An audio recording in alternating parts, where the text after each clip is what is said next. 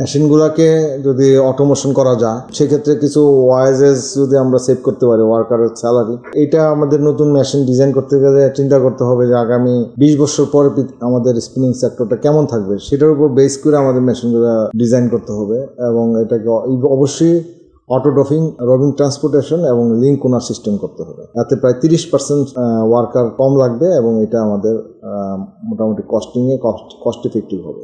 BTMA আমাদের নতুন লিডারের কাছে চাওয়া গভর্নমেন্টের সাথে তাদের আমাদের যে প্রবলেমগুলো আছে সেগুলোকে হাইলাইট করা, যেমন আমাদের ইউটিলিটি কস্ট, গ্যাস বৃদ্ধি হয়ে গেছে অসম্ভব, সেটাকে কিভাবে কম্পেনসেট করা যায় গভর্নমেন্টের সাথে। ইয়ার্ন যারা ডিম এক্সপোর্টার তারাও আমরা 5% গভর্নমেন্ট থেকে আনতে পারি কিনা, যেহেতু এখন খুব কম্পিটিশন ইয়ার্ন মার্কেটটা। দ্বিতীয় হিসেবে আমাদেরকে ট্যাক্স ফ্রি মাল্টিফাইবার ইম্পোর্ট করার ব্যবস্থা করে দিতে হবে।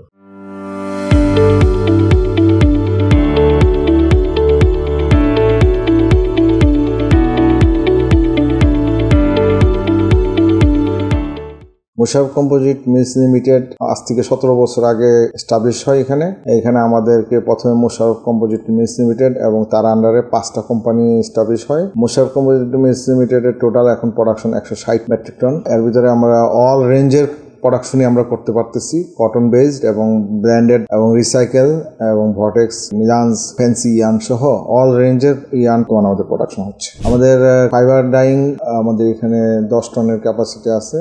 বর্তমানে আমাদের 3টা ভলিউম তৈরি হয়ে গেছে, যার কারণে যে কোনো বায়ারের রিকোয়ারমেন্ট অনুসারে আমরা এখানে সুতা তৈরি করতে পারি। এখানে আমাদের কালার পার্সেন্টেজ অনুসারে মিলিয়ে ফ্যান্সি ইয়ার্নগুলা করতেছি এবং অ্যাজ ওয়েল এজ আমাদের এখানে অন্য মাল্টি ফাইবার যে ব্র্যান্ডিং সেটা করেও আমাদের বিভিন্ন ধরনের সুতার ডেভেলপমেন্ট হয়েছে, যেটা বাংলাদেশের জন্য আমি মনে করি খুবই একটা ভালো উদ্যোগ। কারণ অনেক ইয়ার্ন আগে এগুলা বাইরের থেকে কেনা লাগতো, এখন আমরা এগুলা ডেভেলপ করে লোকালি আমরা সাপোর্ট দিতে পারতেছি। আমরা মোশাররফ গ্রুপ রিসাইকেল বেসড ইয়ার্নটাকে ডেভেলপ করতেছি ট্রেসেবিলিটি মেনটেন করে, এবং এটার উপর ট্রেসার ন্যানো ফাইবার ইমপ্লিমেন্ট করে আমরা করতেছি, যাতে বায়ারের স্যাটিসফ্যাকশন এবং আমাদের প্রতি তাদের কনফিডেন্স থাকে।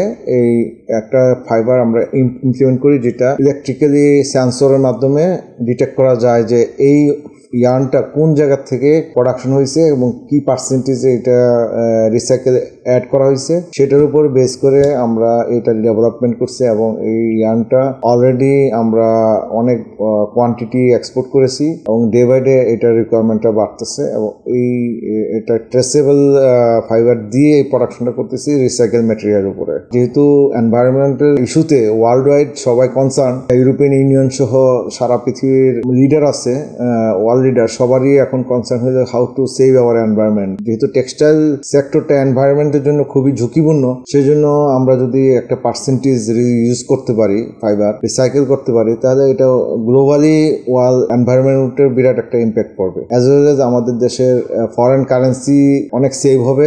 অ্যাটলিস্ট $5 বিলিয়ন আমাদের হিসেবে দেখা যায় যে বছরে আমরা ফরেন কারেন্সি ইনপুট ছাড়াই ভিতর থেকে আমরা র মেটেরিয়াল সোর্সিং করে প্রোডাকশন করতে পারবো। লাস্ট 2 ইয়ার্সে আমাদের utility cost, that is gases and other cost 300 Times বৃদ্ধি হয়েছে এবং ওয়েজেস বৃদ্ধি হয়েছে প্রায় 200 টাইমস। এইসব ইম্প্যাক্ট করার কারণে আমাদের ইন্ডাস্ট্রিগুলো খুব ঝুঁকিপূর্ণ অবস্থায় আছে। স্পিনিং ইন্ডাস্ট্রিগুলো আমরা যে শুধু কটন বেজ স্পিনিং দিয়ে এখন ইন্ডাস্ট্রি বাংলাদেশে এই খরচ বৃদ্ধির কারণে চালিয়ে রাখা খুব ডিফিকাল্ট। আমি মনে করি স্পিনিং টেকনোলজিস্ট আছে, তাদেরকে নতুন ইনোভেশনের উপর স্পিনিং ডিজাইন করতে হবে এবং এক্সিস্টিং স্পিনিংগুলোকেও তাদেরকে নিউ ইনোভেশন দিয়ে সাজাইতে হবে। তা না হলে গ্লোবাল কম্পিটিশনে আমাদেরকে টিকে থাকা খুব কঠিন হবে শুধু কটন বেজ স্পিনিং দিয়ে। Already world wide fashion trend change হয়ে গেছে এবং শুধু কটন বেজ ট্রেন্ড কিন্তু এখন আর নাই। এখন এটার উপরে lot of people change their mentality, তারা মাল্টি ফাইবার ম্যাটেরিয়ালসের উপরে তারা আগ্রহ প্রকাশ করতেছে। সেই জন্য আমাদের ফিউচারের এই চ্যালেঞ্জগুলোকে আমাদের নিতে হবে। এই লসটা কিন্তু আমরা ইচ্ছা করলে রাতারাতি আমরা রিকভার করতে পারবো না। লস কিন্তু কাউন্ট করতে গেলে এটা ফ্যাক্টরির উপরে বিরাট একটা চাপ বৃদ্ধি হবে। সেই জন্য আমাদেরকে ইমিডিয়েটলি সব ফ্যাক্টরিগুলোকেই তাড়াতাড়ি তাদের টেকনোলজিস্ট যারা আছে তাদেরকে তাদের টেকনিক্যাল নো হাউ ডেভেলপমেন্ট করে বর্তমান সময়ের সাপেক্ষে ইয়ার্নগুলোকে ডেভেলপ করতে হবে। আপনারা জানেন গ্লোবাল ইকোনমিতে কোনো দেশের প্রোডাক্ট কোনো দেশ আটকানোর বিধান নাই।